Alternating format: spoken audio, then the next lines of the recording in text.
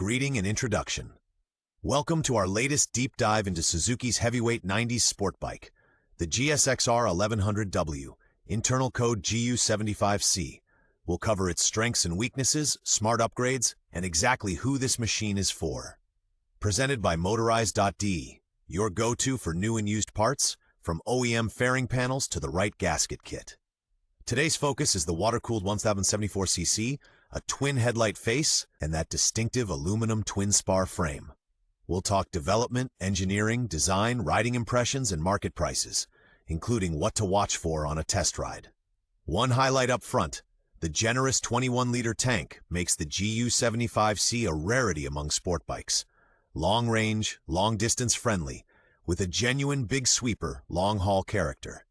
If you're after an honest, hard-hitting 90s Suzuki without the gimmicks, you're in the right place. Introduced in 1993, the GU75C ushers out the oil-cooled Sachs era. For the first time, the big GSX-R moves to liquid cooling, a newly designed aluminum twin-spar frame, and a wide 180-section rear tire. The brief is clear: stability and strong mid-range pull over razor-edged supersport twitchiness. In 1995, it gets a meaningful update with a 43mm upside-down fork replacing the previous conventional front end. For 1996, Suzuki upgrades the brakes to 320mm discs with 6-piston calipers. At the same time, suspension damping and carburetor jetting are refined. Through 1998, the 1100 watts remains the confident flagship above the 750, which, as the lighter sport machine, keeps flying the racing flag. Quintessentially mid-90s, bold twin headlights, side vents, and a big radiator. A signature detail of the line is the 5.5-inch rear rim, which carries a 180/55 tire with authority and gives the GU75C the big bike stance it's still prized for today. Technical highlights. At its heart is a liquid-cooled 1074cc inline-4 with 4 valves per cylinder and a transistorized electronic ignition. It breathes through Mikuni BST-40SS carburetors. Depending on market, output is around 147 to 155 PS at roughly 10,000 RPM and about 112 Nm at 8,500. Power is sent through a stout 5-speed gearbox to a 530 chain. The aluminum twin-spar frame pairs a 43mm fork upside down from 1995 onward with a central monoshock. Up front, twin discs, 310 or 320mm depending on year, clamped by Tokiko calipers handle the stopping. Wheelbase is about 1,435mm, seat height around 810mm, tank capacity 21 liters, and wet weight roughly 245 to 250 kilograms. A defining detail: the analog cockpit's 280 km/h speedometer plus a separate coolant gauge. Pure 90s, functional and surprisingly easy to read. Design and ergonomics. The GU75C comes across as fully grown. A rounded, aerodynamically clean full fairing, a generously sized radiator, and a visibly braced aluminum swing arm set the tone. The clip-ons sit moderately high, the pegs a touch lower, better weight distribution, and your wrists and knees will thank you on long hauls. The broad 21-liter tank gives a solid knee grip, while the longer seat and proper grab handles give the pillion a real chance. Up front, a distinctive twin headlight face. Side vents draw hot air out of the engine bay. In the cockpit, large analog gauges, coolant temperature included, plus a strip of warning lights. Pared back yet complete. One telling detail: the 5.5-inch rear rim with 180/55 rubber shapes the silhouette and gives the tail that classic planted line you rarely see on modern successors.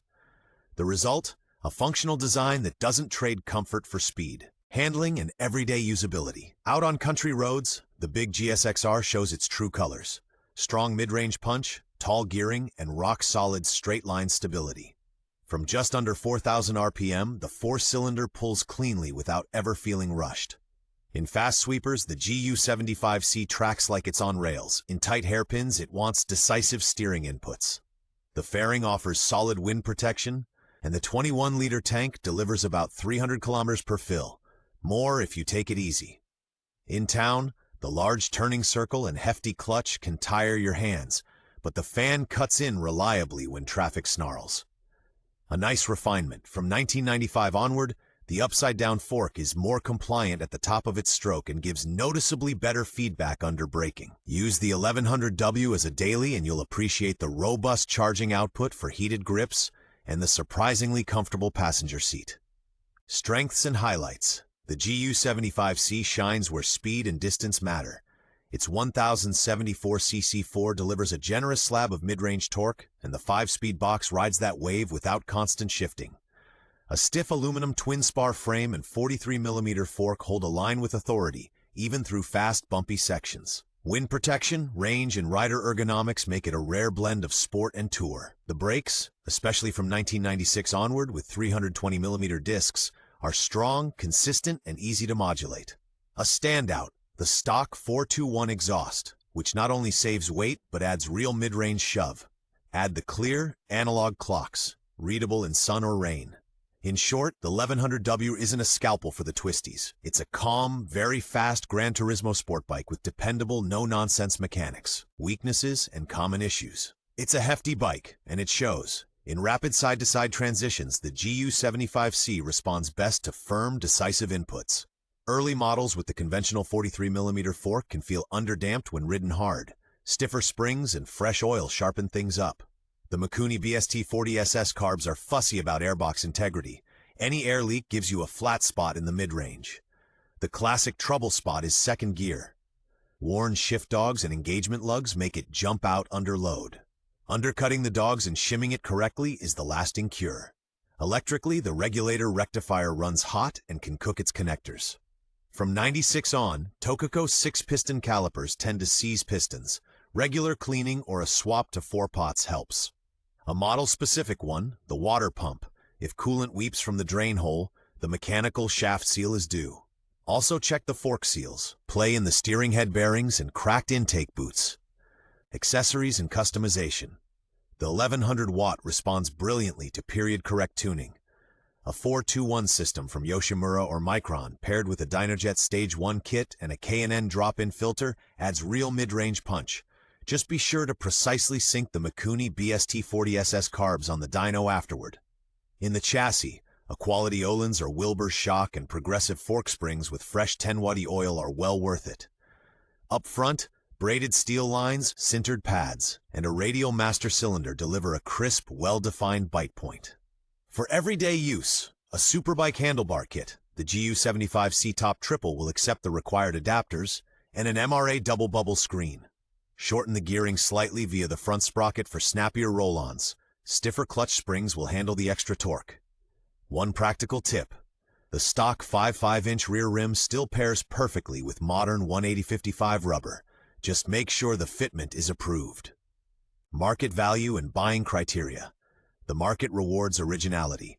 Unmolested, largely stock GU75Cs typically fetch 4,000 to 7,000 euros. Very clean examples with stock exhaust and complete fairings can reach 9,000 and up. Key checks. Clean shifts under load, especially second gear, charging output and the regulator rectifier connectors, and brake pistons for free movement. The 43mm front end, whether conventional or USD, usually wants fresh oil and new seals, and the shock benefits from a rebuild. Important. Airtight intake boots, properly synchronized BST40SS carbs, and documented valve clearance work, shim system. A specific buying detail. Frame and engine numbers should correspond to a GU75C. Uncut subframes and original indicators add value. Stock tire sizes are 120/70 front and 180/55 rear. Aftermarket bars, pod filters, or loud cans tend to push the price down. Having the original parts included is a plus. Verdict and buying advice.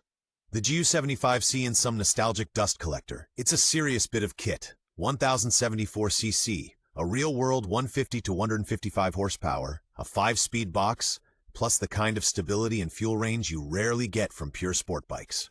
If you value mid-range shove, relaxed highway composure, and a confidence-inspiring line through fast sweepers, this is the one. Apex chasers will want to show it some setup love. Fresh suspension, quality tires, and strong brakes. Buying notes. From 1995, the front end benefits from an upside-down fork. For 1996, 320mm rotors add extra braking headroom. Whatever the year, second gear, the regulator rectifier, and the carb jetting are must-check items. Our concrete tip. Find the most original example you can with documented maintenance. Do that and the big GSXR rewards you with rock-solid value, character, and that inimitable, laid-back punch modern sport bikes rarely deliver.